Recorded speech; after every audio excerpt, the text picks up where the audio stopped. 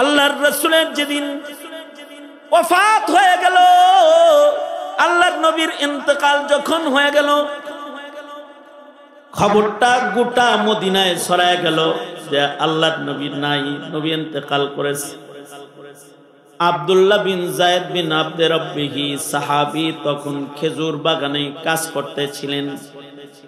ওই সময় তিনি আওয়াজ পেলেন, কে যেন বলে, নাই নাই রহমাতুল লিল আলামিন চলে গেছে রে, নবীজির ইন্তেকাল হয়ে গেছে। সাথে সাথে আব্দুল্লাহ বিন যায়েদ বিন আব্দে রব্বিহি সাহাবী সিজদায় লুটায় পড়ে আর আল্লাহকে বলে, ওগো আল্লাহ, যে চোখ দিয়া পৃথিবীর শ্রেষ্ঠ নিয়ামত মুহাম্মাদুর রাসূলুল্লাহ সাল্লাল্লাহু আলাইহি ওয়াসাল্লামকে আমি আর কোনোদিন জীবন্ত দেখতে পারবো না, এই চোখ দিয়া চাঁদ সূর্যের আলো আর দেখতে চাই না, ফুলের সৌন্দর্য, বাগানের সৌন্দর্য, সবুজ শ্যামল সৌন্দর্য, এগুলো কম দামি সৌন্দর্য, এই চোখ দিয়া আর দেখতে চাই না, যে চোখ দিয়া মুহাম্মদ সৌন্দর্য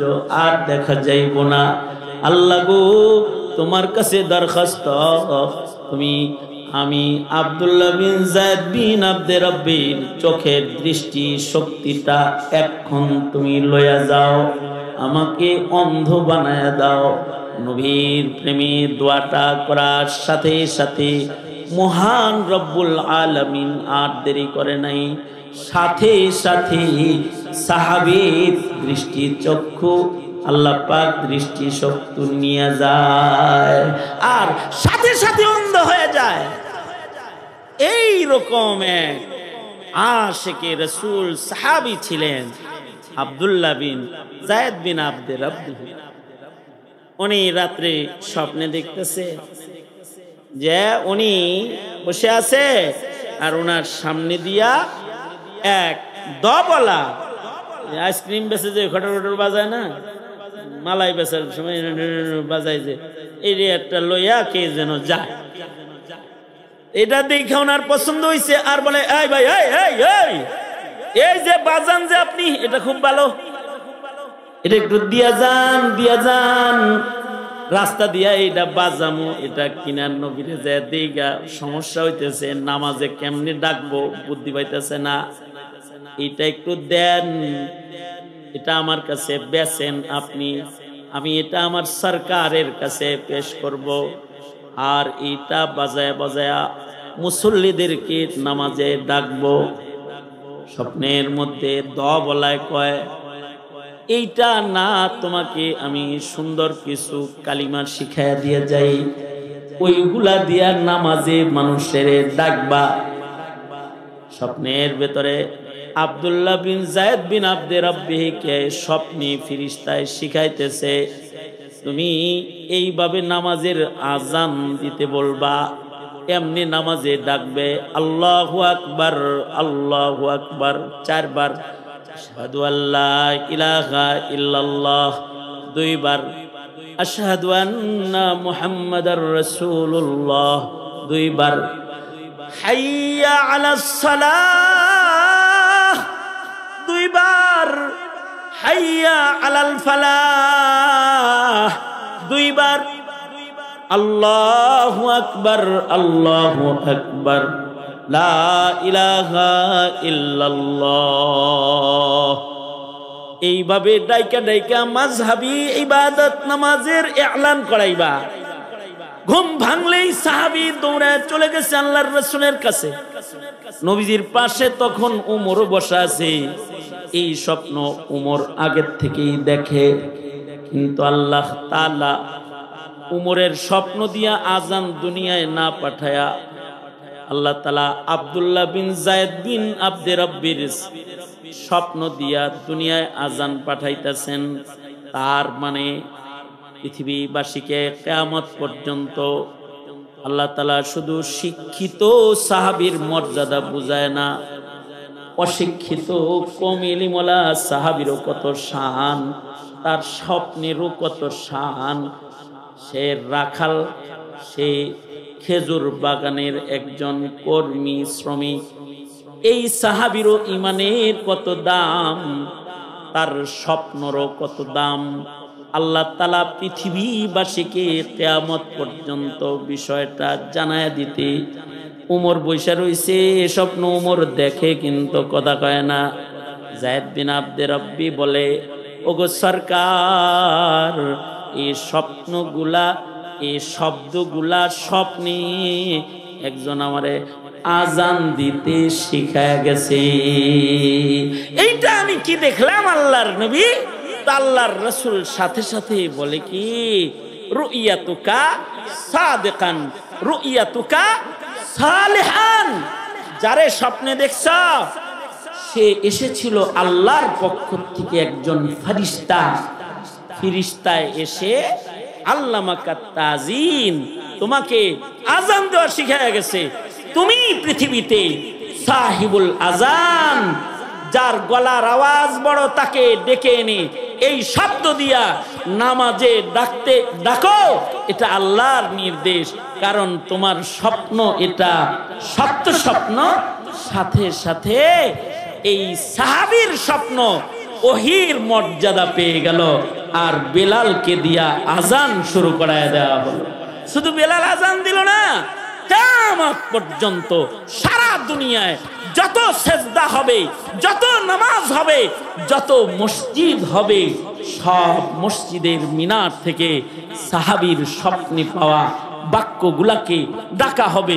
শুধু তাই নয়, এই পৃথিবীতে যত মুসলমান জন্ম হবে তাদের কানে সর্বপ্রথম কোরআনের আওয়াজ না, সাহাবীর দেখা স্বপ্নের আজানের ধ্বনি, ইকামতের ধ্বনি ডান কানে বাম কানে পৌঁছে দেওয়াকে আল্লাহ তাআলা দুনিয়ার মুসলিম সমাজের শিআর বানায়া দিয়েছেন।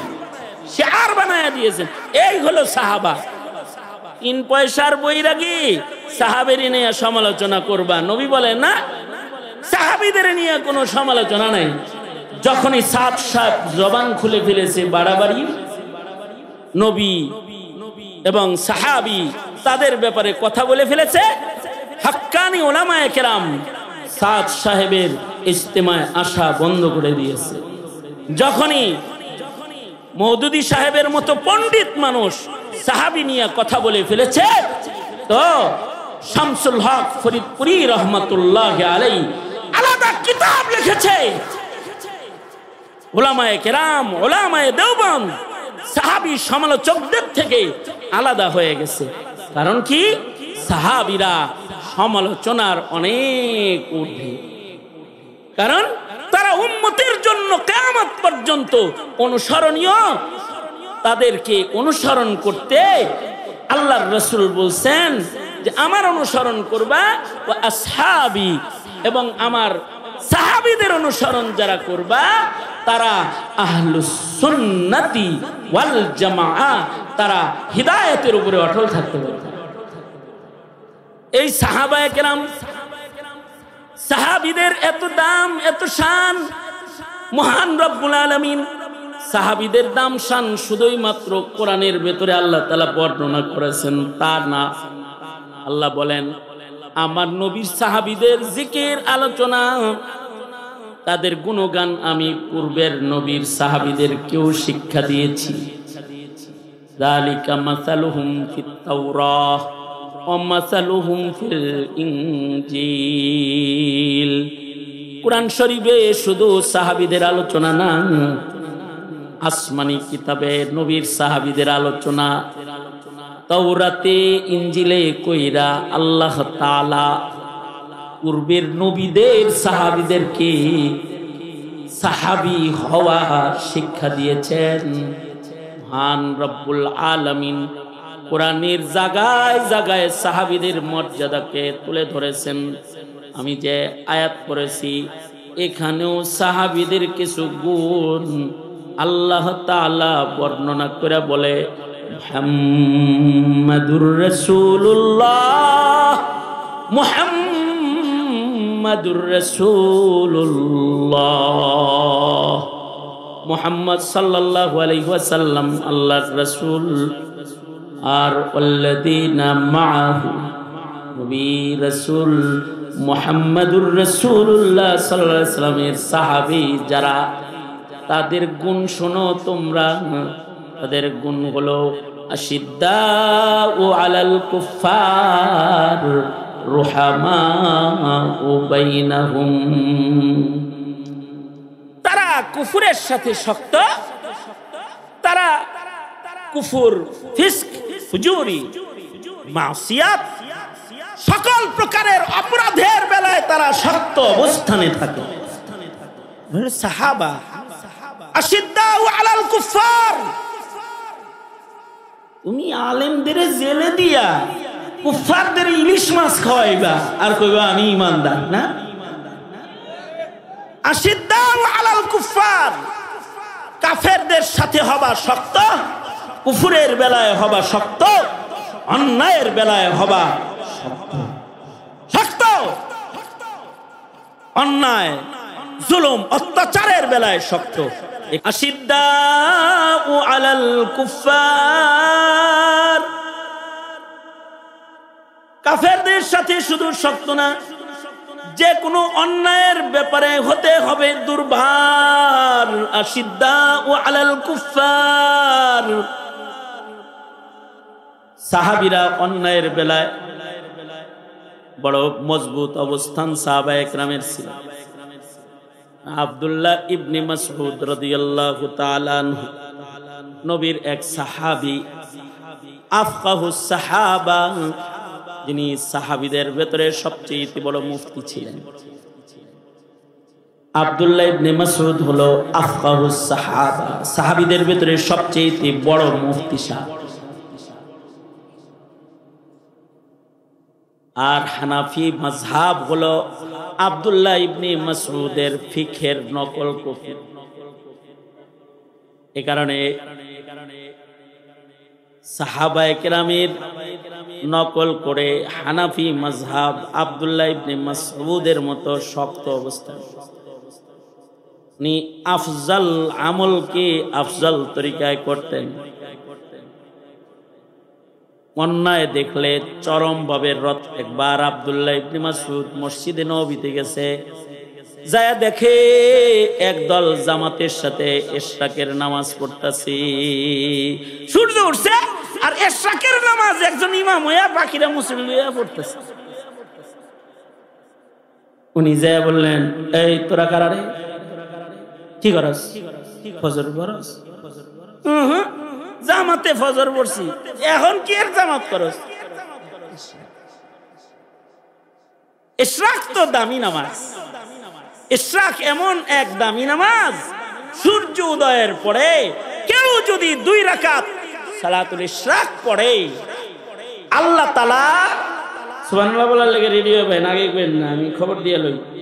2 রাকাত নামাজ যদি সূর্য উদয়ের পরে ইশরাক যদি কেউ পড়ে, মহান রব্বুল আলামিন 2 রাকাত নামাজের বদলায় কবুল হজ উমরার সব বান্দাকে দান করে।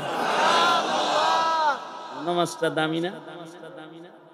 হেরা মনে করছে দামি জিনিস, জামাত করে এটা আরো দাম বানাই, 27 গুণ বাড়ায় জামাতে দাঁড়ায়। কিছু কিছু জিনিস আছে জামাত ছুটতে গেলে আর হয় না। জুমার নামাজ জামাত ছুটতে গেলে একা একা 2 রাকাত পড়ুন যায় না মসজিদে যায়। পৃথিবীতে মানুষের মধ্যে সবচেয়ে নির্বাচিত দামি মানুষ হলেন নবীগণ। নবীদের পরেই সবচেয়ে দামি মানুষ, সম্মানিত মানুষ, নির্বাচিত মানুষ হলো সাহাবীগণ। নবীরা সকলে দামি, নবীদের পরেই সাহাবীরা দামি। সাহাবীরা সিদ্দিকিন, এরা নবীদের সান্নিধ্যের কারণে এরা সবাই সিদ্দিক। নবীদের ভেতরে, সকল নবীর ভেতরে শ্রেষ্ঠ হলেন আমাদের নবী মুহাম্মাদুর রাসূলুল্লাহ সাল্লাল্লাহু আলাইহি ওয়াসাল্লাম। আর সকল নবীর সাহাবীদের ভেতরে শ্রেষ্ঠ হলেন সাহাবায়ে কেরাম রিজওয়ানুল্লাহি তাআলা আলাইহিম আজমাইন। নবীজির পড়শে যারা ধন্য, যারা সরাসরি নবীজির ছাত্র, নবীজির কাছ থেকে ইবাদত শিখেছেন, ঈমান শিখেছেন, ইবাদত শিখেছেন, ইসলাম শিখেছেন, আখলাক শিখেছেন, মুআমালাত মুআশারাত সরাসরি নবীজির কাছ থেকে যারা শিখছেন তারা হলো জামাতে সাহাবা। কিয়ামত পর্যন্ত কেউ যদি আল্লাহর মাহবুব হতে চায়, নবী বলছেন তাকে আমার অনুসরণ করতে হবে, ওয়া আসহাবি, এবং আমার সাহাবীদের অনুসরণ তাদেরকে করতে হবে। জামাতে সাহাবা এদের বিষয়ে আকীদা হলো সাহাবায়ে কেরামের মোহাব্বত, এটা কিন্তু নবীর মোহাব্বত, আর সাহাবায়ে কেরামের সাথে বুগজ আদাওয়াত, এটা নবীজির সাথে বুগজ আদাওয়াত। সাহাবীদের মাধ্যমে নবীজির শান, নবীজির মান, নবীজির শ্রেষ্ঠত্ব সারা দুনিয়াতে আল্লাহ পাক প্রকাশ করেছেন। সাহাবায়ে কেরামের মাধ্যমে সারা দুনিয়াতে, কাগজ কলম যখন ছিল না, সাহাবীদের মাধ্যমে আল্লাহ পাক সারা দুনিয়াতে দ্বীন পৌঁছাইছেন, কোরআন পৌঁছাইছেন। যখন কোনো বইয়ের আয়োজন ছিল না, সাহাবায়ে কেরামের মাধ্যমে কোরআনকে বই আকারে আল্লাহ তাআলা দুনিয়াবাসীর কাছে পেশ করেছেন। নবীজির হাদিসকে সাহাবায়ে কেরাম বর্ণনা করে বিশ্ববাসীর কাছে পৌঁছায়েছেন। নবীজির গোটা জিন্দেগি কিয়ামত পর্যন্ত আনেওয়ালা সব উম্মতকে আল্লাহ তাআলা যে দলের মাধ্যমে পৌঁছাইছেন, তিনি এই দলকে আল্লাহ পাক পছন্দ করেন, সেটাও উম্মতকে জানাইছেন। এই দলের ব্যাপারে আল্লাহ পাকের ফয়সালা আল্লাহ পাক পেশ করেছেন। এই দল আল্লাহর নির্বাচিত, যে আল্লাহ পাক তাদের উপরে সন্তুষ্ট। রাজিয়াল্লাহু আনহুম রাজু আনহু, তারাও আল্লাহর উপরে সন্তুষ্ট। আল্লাহও এই কাফেলার উপরে, নবীজির সাহাবীদের উপরে সন্তুষ্ট। আবার আল্লাহ পাক এদের সকলকে পাশ করায় দিচ্ছেন, যে এরা সার্টিফিকেট দিচ্ছেন আল্লাহ, এরা সব পাশ। উলাইকাল্লাযী নামতাহানাল্লাহু কুলুবাহুম লিত্তাকওয়া, তাকওয়ার মর্যাদার এই সনদ আল্লাহ পাক সাহাবায়ে কেরামদেরকে নিজে পরীক্ষা নিয়ে তাদেরকে আল্লাহ পাক সার্টিফিকেট দান করেছেন, যে এরা সব মুত্তাকি এবং এরা অনুসরণীয়। আল্লাহ পাক সাহাবায়ে কেরামের অনুসরণ করতে আদেশ করেছেন। বলেন আমিনু কামা আমানান নাস। সাহাবীরা নবীর নকল করতে করতে সাহাবীরাও আসলে পরিণত হয়েছিল, নকলটা হুবহু হয়েছে। এদের কেউ কেউ নিসবত ইত্তেহাদি, হুবহু নবীজির হুবহু ফটোকপি হয়ে গিয়েছিলেন। হযরত আবু বকর সিদ্দিক রাদিয়াল্লাহু আনহু, এই কারণে সাহাবীদের ভেতরে আবার আবু বকর হুবহু নবীজির পরিপূর্ণ নকলের কারণে, পরিপূর্ণ অনুসরণের কারণে তিনি সাহাবীদের জামাতের ভেতরে শ্রেষ্ঠ, সম্মানিত। এই সাহাবাদের বিষয়ে আজমত দিলে রাখা, মোহাব্বত রাখা, কিয়ামত পর্যন্ত যত মুসলমান মুমিন দুনিয়াতে আসবে তাদের জন্য আল্লাহ পাক ঈমানের শিআর বানাইছেন এটাকে। সাহাবীদের হুব্বুস সাহাবা আর বুগজ, সাহাবীদের সাথে আদাওয়াতকে আল্লাহ পাক হারাম বানাইছেন। আল্লাহর রাসূল বলেন, আল্লাহর নবী বলেন, আল্লাহ আল্লাহ ফি আসহাবি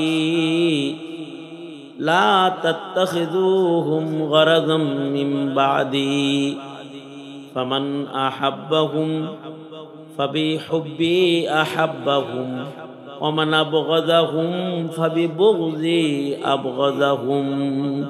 নবী বলেন যারা আমারে মহব্বত করে তো তারা আমার মহব্বতে আমার সাহাবীদেরও মহব্বত করবে, আর যারা আমার সাথে দুশমনি করবে তারাই সাহাবীর দুশমন।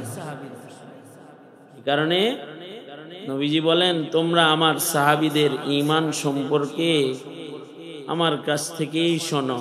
নবী বলে আসহাবি কান্নুজুম বিআইহিম ইক্তাদাইতুম ইহতাদাইতুম। আল্লাহর রাসূল বলেন আমার সাহাবীরা সবাই হলো তারকার মতো ঝকঝকে ঈমানের মালিক। আমার সাহাবীরা তারকার মতন। हम फख्र से कहते हैं हमारे ये सहाबा, वल्लाह हमें जान से प्यारे है सहाबा। हम फख्र से कहते हैं हमारे ये सहाबा, वल्लाह हमें जान से प्यारे है सहाबा। उस चांद जो रोशन हुआ बतहा के उफ़क़ पर, उस चांद के ताबंद सितारे है सहाबा। উপরে আকাশে পূর্ণিমার চাঁদ যেমন পূর্ণিমার রাতে মানায়, চাঁদের পাশে তারকাগুলোকে যেমন ঝকঝকা সুসজ্জিত মানায়, মুহাম্মাদুর রাসূলুল্লাহ সাল্লাল্লাহু আলাইহি ওয়াসাল্লাম নামক শ্রেষ্ঠ নবীর পাশে নবীর সোয়া লক্ষ সাহাবীকে ওরকম তারকার মতো মানায়। এই রকম শান আল্লাহ সাহাবীদের দান করছেন।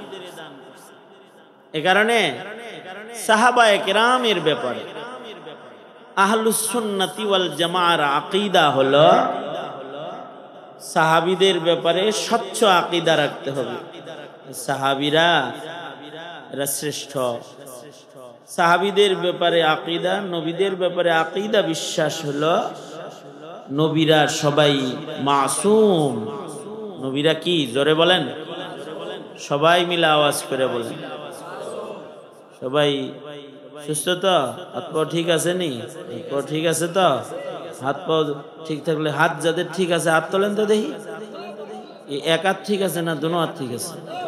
হ্যাঁ, নাড়াচাড়া দেন দেখি। মুখ ঠিক আছে? মুখ ঠিক থাকলে জোরে আওয়াজ করে বলেন সুবহানাল্লাহ, আলহামদুলিল্লাহ, লা ইলাহা ইল্লাল্লাহ। আওয়াজ করে জোরে সরে বলেন আল্লাহু আকবার। তাইলে নবীদের বিষয়ে হৃদয়ে রাখতে হবে নবীরা মাসুম। নবীরা কি? সবার হৃদয়ে এটা থাকবে। ছোট বড়, বুড়া বুড়ি, কচি কাঁচা যত মুমিন আছে সবার হৃদয়ে আকীদা বিশ্বাস রাখতে হবে সাহাবায়ে কেরাম মাহফুজ আর নবীরা মাসুম। নবীগণ হলেন মাসুম। নবীরা গুনাহ করেই নেই। নবীরা কি করে নাই? গুনাহ করেন নাই। নবীদের জীবনে গুনাহ নাই। নবীদের সামনে কখনো গুনাহ আসলে আল্লাহ পাক মা বাপ যেমন সন্তানের গায়ে কাদা লাগতে দেয় না, কোলে করে পার করে দেয়, আল্লাহ নবীদের এরকম কোলে করে গুনাহ সামনে আসলে পার করে দিছে। জুলাইখার অন্দর মহল থেকে কুদরতি ভাবে দরজা খুইলা আল্লাহ তার রাসূলকে মাসুমিয়াত রক্ষার জন্য বার করে দিছে। নবীরা মাসুম আর সাহাবীরা হলো মাহফুজ, অর্থাৎ মাহফুজ মিন নারি জাহান্নাম। সাহাবীদের জীবনে গুনাহ সংগঠিত হয়েছে, এটা সাহাবীদের ইমানের কমজোরির কারণে না। সাহাবীদের তো ইমান পরীক্ষা নিয়ে আল্লাহ পাশ দিয়েই দিছেন, কিন্তু কিয়ামত পর্যন্ত গুনাহগার বান্দাগুলার গুনাহ হইলে তওবাও তো শিখান লাগবে। এজন্য আল্লাহ নিজেই তাদের গুনাহ করাইছে, আর তাদের তওবার মাধ্যমে গুনাহ মুক্তির ইতিহাস জমিনে রেখে কিয়ামত পর্যন্ত আনেওয়ালা সব গুনাহগারদেরকে মহান রব্বুল আলামিন রাস্তা দেখাইছেন। এই পথে তোরা হাঁটলে তোরা তোদের গুনাহ থেকেও মুক্তি পাওয়া যাবে। সাহাবীরা তাদের জীবনে গুনাহ হলেও তারা গুনাহ থেকে মাগফিরাত নিয়া দোজখের আগুন থেকে মুক্তি পায়া কবরে গেছে।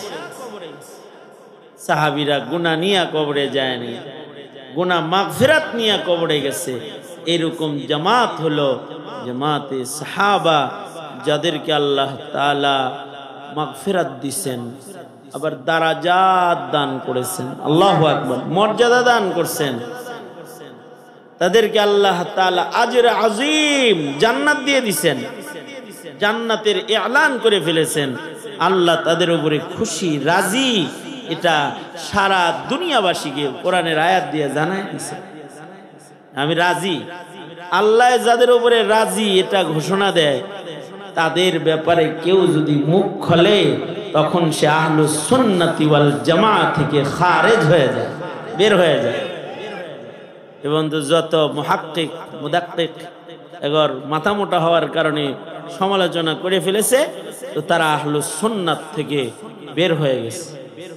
তাদের থেকে আহলুস সুন্নাহরা নিজেদেরকে গুটায় নিছে। এজন্য সাহাবীদের ব্যাপারে আকীদা হলো সাহাবীরা মাসুম না হলেও মাহফুজ। তাদের জীবনে গুনাহ হইছে, কিন্তু মহান রব্বুল আলামিন তাদেরকে গুনাহ থেকে মাগফিরাত দান করেছে।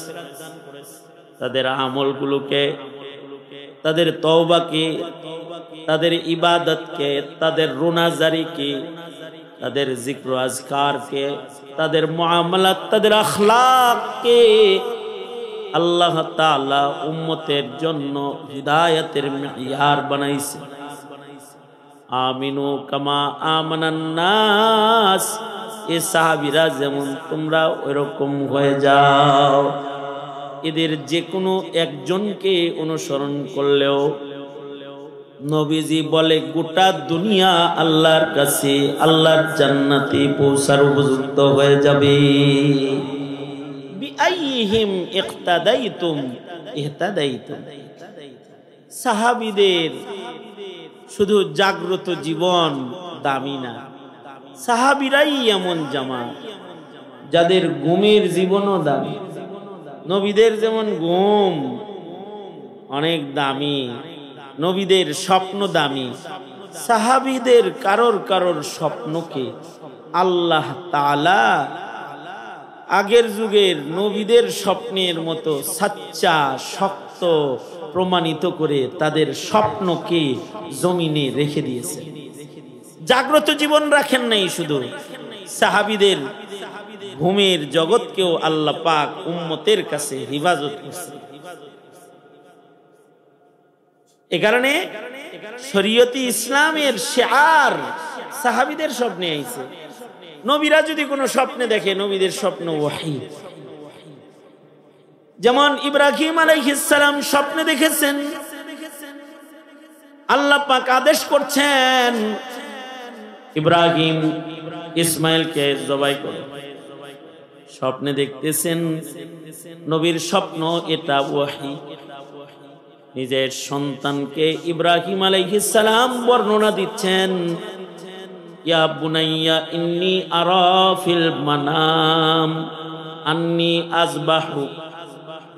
এই সন্তান, আমি কিন্তু রাতে স্বপ্নে দেখেছি, ঘুমের মধ্যে স্বপ্নে দেখেছি আমি তোমাকে আল্লাহর রাহে জবাই করতেছি। নবীর স্বপ্ন ওহী, এটা সন্তান জানে। সাথে সাথে সন্তান বলে, ইয়া আবাতি ফাল মা তুমার সাতাজিদুনি ইনশাআল্লাহু মিনাস সাবিরিন। আব্বু, আপনি যা আদিষ্ট হয়েছেন স্বপ্নে, এটা আপনি বাস্তবায়ন করালেন, আমাকে আপনি ধৈর্যশীলদের মধ্যে পাবেন। অর্থাৎ আপনি আদিষ্ট জবাই করতে, আর আমি প্রস্তুত জবাই হইতে। আল্লাহু আকবার, জোরে করে বলেন আল্লাহু আকবার। নবীর স্বপ্ন। নবীর স্বপ্ন যেমন ওহী, সাহাবীদের যেই স্বপ্ন নবীর মাধ্যমে তাসদীক হয়, নবীর মাধ্যমে এটা পাশ হয়। নবী যদি এ স্বপ্নের স্বীকৃতি দেয়, তাইলে সাহাবীরাই ওই দল যাদের স্বপ্ন ওহীর মর্যাদা পেয়ে যায়। ওহীর বহু প্রকারের ভেতরে সাহাবীর স্বপ্ন যা নবীর অনুমোদিত, এগুলো ওহী হিসেবে সাব্যস্ত, ওহীর প্রকারের একটা প্রকার। যেমন আল্লাহর রাসূল সাল্লাল্লাহু আলাইহি ওয়াসাল্লাম মসজিদে নামাজ পড়ান, সাহাবীরা নবীর পেছনে নামাজ পড়ে।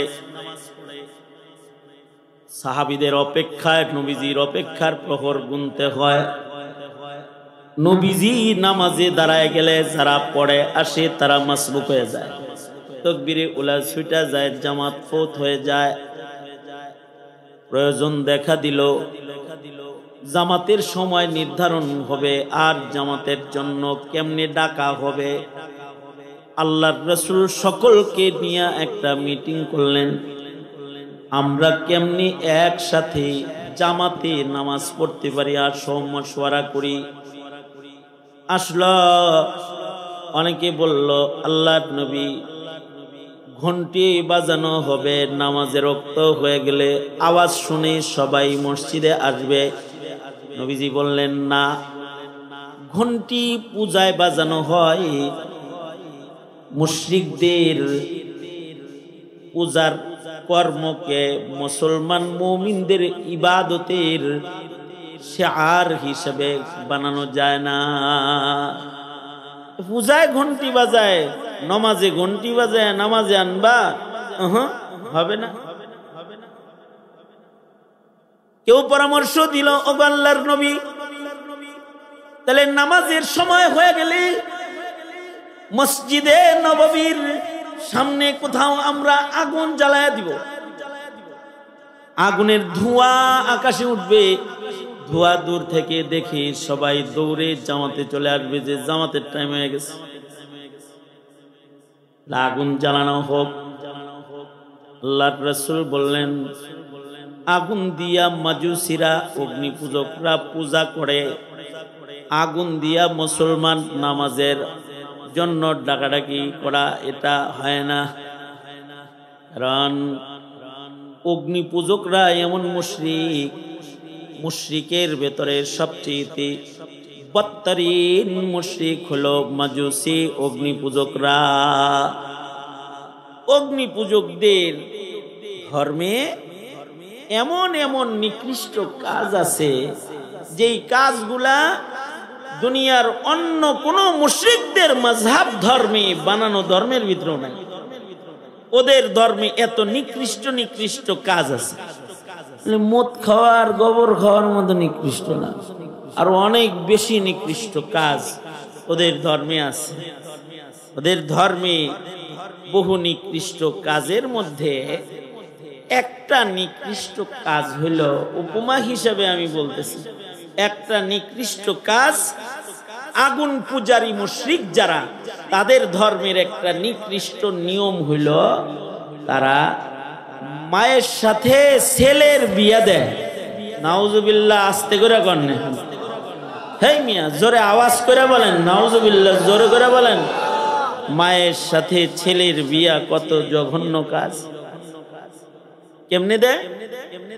তাদের নিয়ম হলো স্বামী স্ত্রী বন্ধন হওয়ার পরে যদি মাজুসিদের ধর্মের নিয়ম, অগ্নিপূজকদের ধর্মের নিয়ম, স্বামী স্ত্রীর বন্ধন হওয়ার পরে যদি এই স্বামী স্ত্রীর ভেতর থেকে প্রথম সন্তান ছেলে হয়, তাহলে তাদের নিয়ম হলো এই জামাই বউর ভেতরে সাথে সাথে তালাক হয়ে যায়।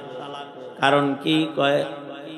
তাদের ধারণা হলো আমাদের প্রভু আগুনে এই বেডিরে পছন্দ করছে, এর লেগা প্রভু এই মহিলার জন্য একটা ইনটেক স্বামী পাঠাইছে, যে স্বামীর সাথে আর কারো টাচ হয় নাই, সাথে সাথে ছোট্ট এই বাচ্চাটার সাথে ভূমিষ্ঠ সন্তানের সাথে মায়ের বিবাহ পড়ায় দিয়া বলে, নিজের জামাই নিজের মতো কইরা লও, কত পছন্দ তোমারে প্রভু করে। আয়া এ বেডিরে সবাই মিলা ফুলের মালা দেয়, একটা জঘন্য নিয়ম। আর পুরুষ যেটা এটারে যায় সবাই পিঠা হাতায়, থাক দুঃখ করিস না, এক বউ গেছে আর এক বউ বিয়া করা মনে করে সান্ত্বনা দেয়। এই নিকৃষ্ট নিয়ম তাদের ধর্মে আছে। কতটা নিকৃষ্ট যে তারা সন্তানকে মায়ের সাথে বৈবাহিক বন্ধনের ভেতরে ঢেলে দেয়। যদি পয়লা সন্তান ছেলে হয়, এটাকে তাদের প্রভুর দান হিসেবে, জামাই হিসেবে মেয়েটাকে দিয়ে দেয়। নাউজুবিল্লাহ। মেয়েরে কয় এইটাই তোর ছেলে, এই তোর জামাই, স্বামী। এই বত্তরিন ধর্ম হলো অগ্নি পূজকদের ধর্ম। বিগত ফ্যাসিস্টদের, যারা কাফের মুশরিকদের দালাল, এরা যেমন মূর্তি বানাইছে, এরকম তারা শিখা চিরন্তন, শিখা অনির্বাণ নামে আগুন পূজাও দেশে শুরু করেছিল। কিন্তু আলেমরা জাতির চক্ষু খুলে দিয়েছে যে এই দেশের মানুষ শিখা চিরন্তন, শিখা অনির্বাণে মানুষ যাওয়া তো দূরের কথা, মুসলমান দেশের কুত্তাও পেশাব করতে যায় না, ওখানে কুকুরা পেশাব করতে যায় না। কারণ নিকৃষ্ট এক কাজ আগুনের পূজা। কেউ কেউ বলে তাহলে আগুন জ্বালায় দিবা, ধোঁয়া দেখা সবাই নামাজে চলে আসবে। না না, হয় না, এটা অগ্নি পূজকদের শিয়ার।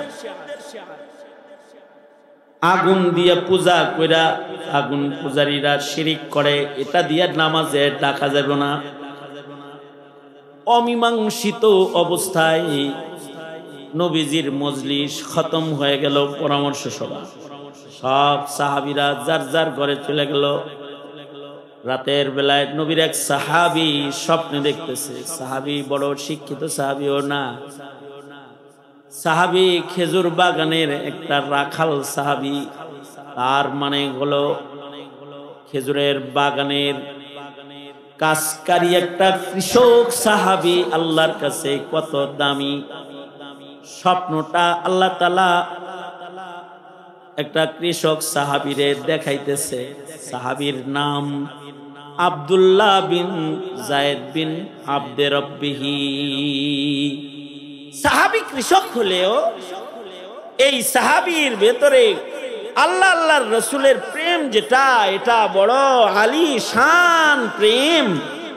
তার প্রেম নবীর ওফাতের দিন সারা দুনিয়া জানছে, নবীর সাথে তার কত খাতির, আর আল্লাহর লগেই এ সাহাবীর কত খাতির। অথচ একজন খেজুর বাগানের কৃষক সাহাবী। ঈদের নামাজ জামাত ছুটে গেলে আর হয় না, একা একা পড়লে হয় না। আবার কিছু নামাজ আছে একা পড়তে হয়, জামাতে পড়া যায় না।